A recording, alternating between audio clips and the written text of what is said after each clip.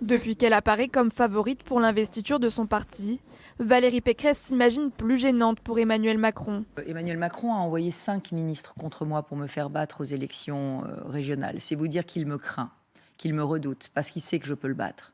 Il sait que je peux le battre parce qu'il sait que mon programme est un programme de droite assumé. Si elle remporte l'investiture des Républicains, la présidente de la région Île-de-France pourrait s'avérer plus difficile à contrer pour la Macronie. D'abord parce qu'elle se revendique comme une femme d'expérience.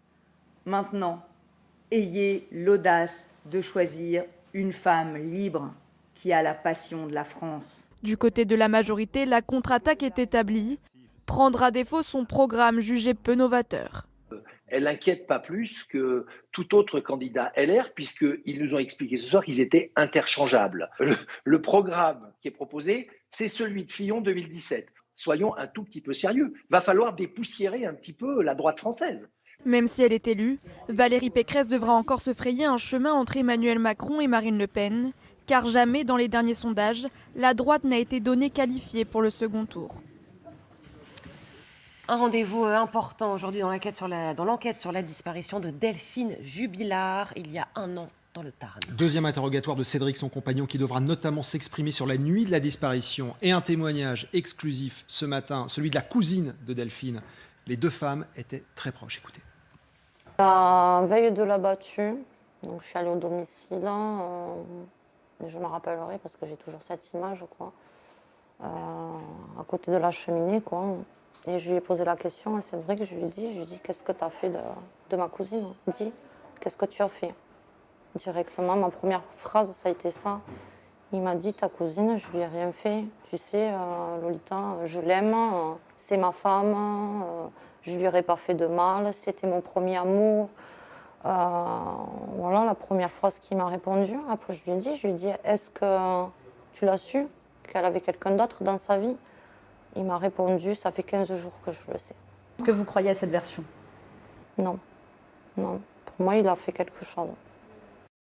Voilà donc pour ce témoignage poignant ce matin. Marie Belot, bonjour, du service police-justice TF1 LCI. Vous nous avez rejoint. Marie, on le disait, Cédric Jubilard, entendu ce matin par les juges d'instruction, audition capitale.